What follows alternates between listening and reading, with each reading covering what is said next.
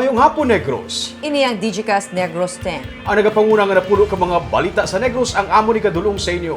Update ninyo kami via Facebook, YouTube, kag sa amon nga website www.digicastnegros.com. Kag sarama kami malantaw sa Kika Channel 11 sa Kabangkalan City, Himamaylan City, kag Banuas ang Ilog. Kag yari na ang top 10 nga mga balita sa Negros subong adlaw. Presyo sa baboy sa merkado naging estable na, pero presyo sa manok nagsaka sang 10 ka pesos kada kilo. Comelec nagsilinga wala sa bayulasyon sa mga Run Sarah Run posters. Sa Calatrava, Special Investigation Team gintukod para mag-usisa sa natabo nga pagpatay sa isa ka pulis. Sa Himamaylan City, ginaligar Sparrows ng NPA arestado. Kag mga artists ng Sagay, Escalante kag Cadiz City nagpakita sang ilang mga obra maestra sa panahon sang pandemic. Initanan sa Digicast Negros X. Sa number 10, Bureau of Fire Protection nagapahanumdum sa publiko nga maghalong sini nga tig-ilinit agud malikawan na pagkasunog sa panimalay o kun establishmento. Ini ang mensahe sang BFP sa pagsaulog sang Fire Prevention Month sini nga bulan sang Marso. Isa ka motorcade ang ginpatigayon sang BFP kahapon bilang opening salvo sang kahiwatan kung sa diin mayara sang simultaneous nga pagbusina sang tanan nga mga fire truck sa tanan nga mga fire station sa Bacolod City kag Negros Occidental. Naglibot sa mayor nga dalanon sa Bacolod ang mga bumbero nga ginupdan sa mga stakeholders kag volunteer fire brigade. Tinutuyo sang Fire Prevention Month nga ipahanumdum sa pumuluyo ang fire safety awareness pinaagi sa paghiwat sang information education campaign kag pulong-pulong sa mga barangay kung paano malikawan ang sunog kag kung paano magresponde sa tiun nga magluntad ang isa ka sunog sa ila lugar. Sa sininga tuig pagagamiton man sa BFP ang social media bilang isa sa mga pamaagi para mapalabot sa pumuluyo ang ila mensahe sang paghalong batok sa sunog. Sa number 9, sa Women's Day celebration sa probinsya, liwat nga ginhaylo ni Comelec Commissioner Wena Guanzon ang mga kababainhan nga magpapili sa public office. Si Guanzon amo ang nanging dinapit nga bisita nga nagsilinga ang kakulang sa resources isa sa mga kabangdanan kun nga jutay lamang sa mga kababainhan ang nagapapili. Sunod sa iya, sara nga makasugod ang kababainhan sa barangay level. Ginaduso niya man nga dapat ang Kongreso magpasar sang lahi nga karon pending naangot sa paghatag sang state funds sa mga political parties nga may pila ka porsyento sa ila nga katapo ang magapapili o kun partido ang mga katapo puros kababainhan. Nagapabilin ang inequality sa nga pagpanghangkat sunod sa iya sa mga kababainhan. Ang ginalantaw nga posible pagpapili ng Vice President Leni Robredo kag Mayor Sara Duterte sa 2022 elections sunod kay Guanzon nagapakita sang igkasarang sa mga kababainhan. Sunod naman kay Negros Occidental Governor Eugenio Jose Lacson sa nagkanilain nga mga patag karon makita na ang pagpangibabaw sa mga kababainhan. They should organize labi na sa barangay nga level para through the years accumulate sila sa ilang pangilala kag sa ilang contribution sa community para makilalaan sila. Kag subong lain naman ang kampanya na subong. Ang kampanya na subong social media na. Dapat di ang Congress should pass a law which is now pending giving state funds. Sa number 8, mga pumuluyo ang wala dapat sang ika-alarma sa sunod-sunod nga insidente sang pagpaniro sa syudad sang Bacolod.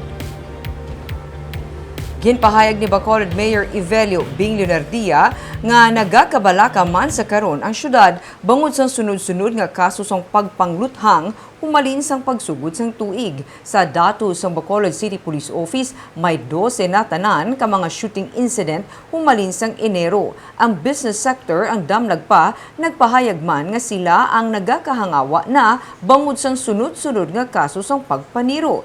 Pero luyag ipasiguro sang alkalde nga ginatinghuaan sang kapulisan sa Bacolod nga malubad ang ini nga mga kaso kag mapahagan-hagan ang kaso sang pagpaniro. Hindi man dapat maalarma ang pumuluyo suno kay Leonardia. Bangod sa ang mga insidente sang pagpaniro ang may tagsaman ka mga nagkalain-lain nga motibo kag indi lang inihimo sang isa ka grupo sang vigilante. Ginakabig sa gihapon sang alkalde nga generally peaceful ang syudad. Sa number 7, Calatrava PNP ay nagtukod na sa isa ka special investigation team para tutukan ang natabo nga pagpatay sa isa ka pulis. Ang Special Investigation Team sa Calatrava PNP ang magatutok sa paghatag hustisya sa kamatayo ni Police Staff Sergeant John Daniel Gutera. Si Gutera ang ginpatay sa Domingo samtang nagapanglakaton sa Barangay Patunan sa Banwas ng Calatrava. Sunod kay Police Major Roberto Injape Jr., hepe sa Calatrava PNP. May ara sila sa ginatanaw nga mga personalidad nga posible may kahilabdanan sa pagpatay kay Gutera nga na-assign sa investigation section sang Tuboso PNP. Ini nga mga personalidad ang ibulbado sa illegal nga droga o kung wanted persons nga amo ang ginauyatan nga mga kaso ni Gutera. Pero sunod sa kainjape, sila ang magapangita pa sa witness nga makatudlo sa posible involvement sa sini nga mga personalidad nga ila ginausisa. Damlag pa ginpahayag sang hepe sang Tuboso PNP nga si Police Captain Kenneth Paul Magan nga ang utod ni Gutera nakapanugid nga ang kung nagabato na nga daan sa pagpamahog ang amo nga pulis nga may kaangtanan sa iya nga trabaho. Ginatanaw karon sa Calatrava PNP nga posible work-related o kung personal ang motibo sa pagpatay kay Gutera. Sa number 6, ginaalegar katapos ng Special Partisan Unit o konsparo sang NPA ang arestado. Ginaresto kahapon sa kapulisan sa Himamaylan upod ang 94th Infantry Battalion ang 26 anyos nga si Warren Lozano matapos makitaan nga siya ang may dala nga armas. Isa ka caliber 45 nga may unod nga 6 ka mga bala kag duha ka bala sang M203 grenade launcher ang nakuha sa kay Lozano. Wala man sang dokumento nga nagapamatuod nga sarang siya maghupot sini-suno sa pulis. Ang Army nagsiling man nga si Lozano ang miyembro sang Special Partisan Unit sang New People's Army o konsparo. Siyang detained na sa Himamaylan PNP kag kaso nga paglapas sa Republic Act 10591 kag Republic Act 9516 ang ipasaka batok sa iya.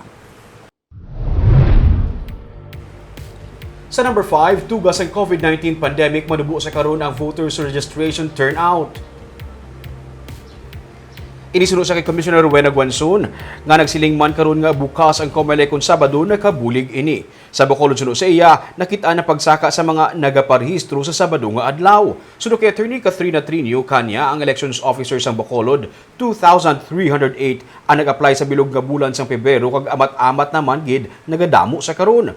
May ginatun-an sa karon nga application sa mobile phone kung sa diin sarang makaparehistro kag may QR code nga gina-generate suno sa kay Guanzon.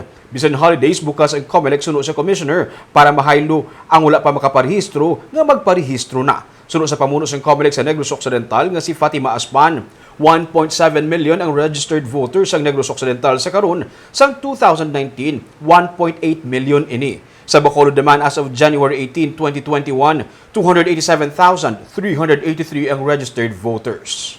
Very low. COVID. The children, the young people, they have online classes. That's why we open Saturdays. We are now studying registration app in your mobile phones where you can register, you can already fill it up in your phone. And then there's a QR code. And then when you line up, the election officer will scan it. It will appear in her laptop, and then she will print it there. Sa number 4, Run Sara Run nga tarpaulin ang makit-an karon sa pila ka mga dalanon sa syudad sang Bacolod. Damlag pa ang kasubong nga mga tarpaulin ang nakit-an man sa pila ka mga dalag nga syudad sa pungsod. Sa mga social media sites, may mga nagasuporta man sa amo nga panawagan pero madamo man ang nagpamangkot kung bala wala sa may ginsupak ang pagpamutang sang amo nga mga tarpaulin. Sunod sa Commission on Elections sa ilang nga bahin, wala sang pagsupak bangod wala pa man si Mayor Sara naka-file sa iya nga Certificate of Candidacy. Sunod kay Attorney Catherine Trinio Kanya sa Bacolod Comelec, wala pa nagsugod ang campaign period. Damlag pa si James Jimenez, ang spokesperson sa Comelec, nagsiling man na ang mga kasubo nga tarpaulin sa sininga mga tinion ang makabig nga kabahin lamang sa ginatawag nga free expression. Sa number 3, Negros Oriental may dugang nga 11 ka mga bago nga kaso sa COVID-19. Apat sa bago nga kaso sa COVID-19 sa probinsya ang gikan sa La Libertad, kag 3 naman ang sa Dumaguete City kung saan isa ang napatay. May tig-isa naman ka bago nga kaso sa Valencia, Bindoy, Himalalod kag Tanhay City. Palayo na pagsaka sa active cases sa probinsya nga karon yara na sa 154. Kadaman sa gihapon sa mga active cases ang yara sa Dumaguete nga may 40 active cases, kag nagasunod ang Tanhay City nga may 26 active cases. 1,721 ang total cases ng COVID-19 sa Negros Oriental humalin sa pagsugod sa pandemya.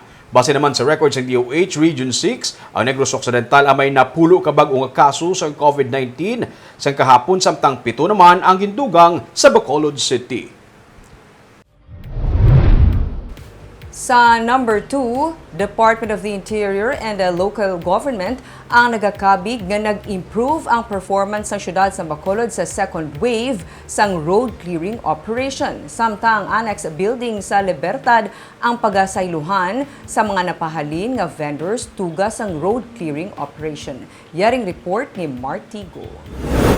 Ginpahayag sang OIC Provincial Director sang DILG nga si Roselyn Quintana nga nangin maayo ang performance sang Bacolod City sa ginpatigayo nila nga validation sang ginpatuman nga second wave sang road clearing operation sini nga tuig. Kabahin diri ang pagpanghawan sang kilid sang dalan sa mga illegal structures nga nagresulta sa pagpahalin sa pila ka mga vendors kag pagpangguba sang mga ginakabig public nuisance. Nakakuha sang 87% nga rating ang Bacolod sa first wave sang road clearing operations nga ginpatigayon sang tuig 2019.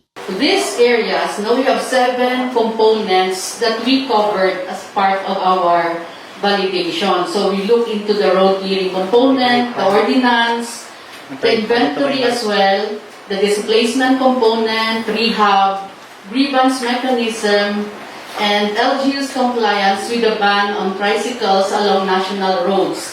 So if you can see here, these areas are basically what we covered in doing our validation.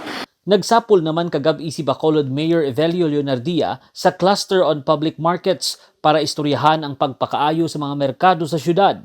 Isa sa mga nadesisyonan amo ang paggamit sang duha ka panalgan nga annex building sang Libertad Public Market para sa iluhan sang kapin 250 ka mga vendors nga ginpahalin sa may dalan Mercedes kag Amelia bangod sang ginpatigayon nga clearing operations. I-develop, i-renovate ang annex building para nga sa babaw butang let's say mga groceries and dry goods, no, butang sa babaw kag ang mga perishable aras dalom like panakot, vegetables and fruits, no. So amo tawagin kasahan ang city engineers na design na sang mga table, bare tables. Kaya ang plano ngay mo lang bare tables ang dalom. Tubtob subong nga adlaw lang ang validation period sang DILG sa tanan nga mga local government units kag sa Marso 9 naman ang deadline sang DILG Regional Office nga makapasa sa Central Office ang compliance data gikan sa mga probinsya. Martigo para sa Digicast Negros. Kag sa numero 1 sa mga balita subong nga adlaw, nagapabili na nga estable ang presyo sang baboy sa kada kilo sa mga merkado, pero presyo sa manok nagsaka sa 10 ka pesos kada kilo. Yaring report.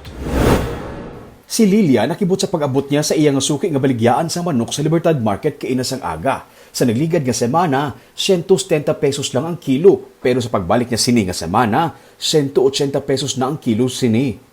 Pila kilo sa manok, ma'am? 180 naman. Mahal. Ha? Mahal. Juta naman sa bong? Nadam sa ganito. Subong sa mana, nagbalo 180. Sunod sa negosyante, hindi establish sa gihapon ang supply sa manok. May mga inadlaw nga ginakulang ang supply. Pero kung ikumpara kuno sa mga mall, mas barato sa gihapon ang presyo sa manok sa merkado. Si Lilia, nagbakal sa gihapon. Wala man siya kuno sang choice kay mahal man ang baboy, mas mahal pagid ang isda. manok na lang ang pinakabarato nga karne nga mabakal niya sa merkado.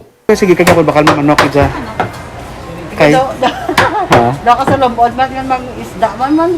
Oo. Mas mahal barato galing sa manok sa baboy among, no? Oo, barato. May mahal dyan baboy. Barato ka sa manok. Oo. Bata, Para ni sa pamilya. mahal yung isda. Mahal man. Manok lang pinakabarato sa buong. Oo, manok.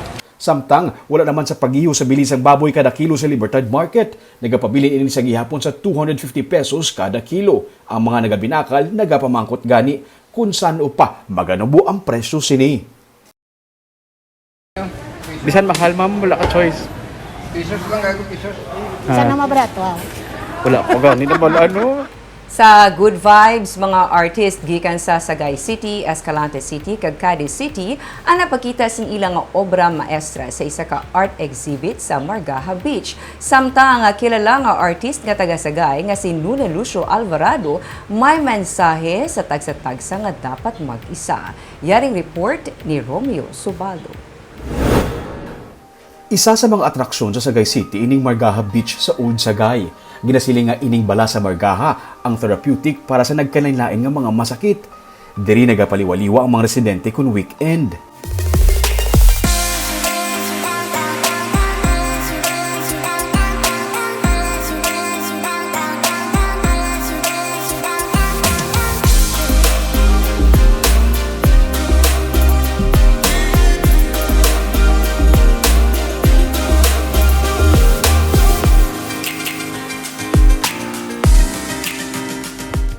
Diri sa Margaha Beach makita ang Kape Albarako, kilala nga kapihan sa syudad nga naging sentro na sang arts. Masami, diri gina-exhibit ang mga obra maestra sa mga artists. Noni ni Sir Noni nga ang Northern Negros is for ano sa Center of Arts. Center of Arts, culture. sa Northern Negros sa Local artists from Sagay, Cadiz, and Escalante. So we have Hibalat, group of artists from Cadiz, and we have also Cage from Escalante and the Pinta Sagayon or the local Today lang artists siya from nag-open. Sagay. Makabig nga therapeutic man ang mga artworks nga gina-exhibit diri sa karon. Mga artist gikan sa Escalante, Sagay kag Cadiz City ang nagpakita sa ilang mga obra maestra nga himo sini nga panahon sa pandemic.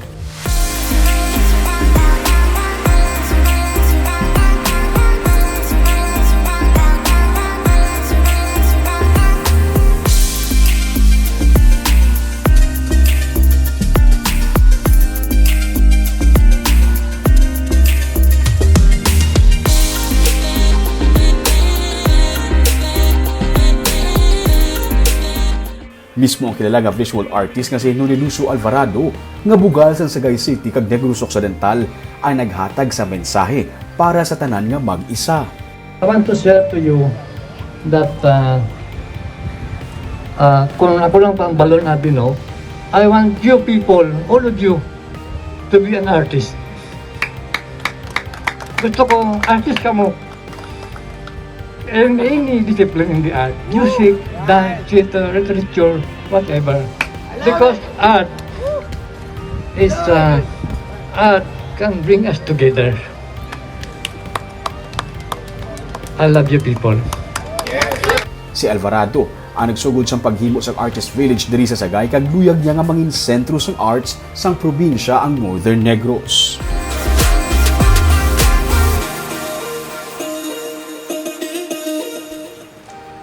Barbang namin na di bala sa lugar sa Margaha sa Albarako nga kapihan na.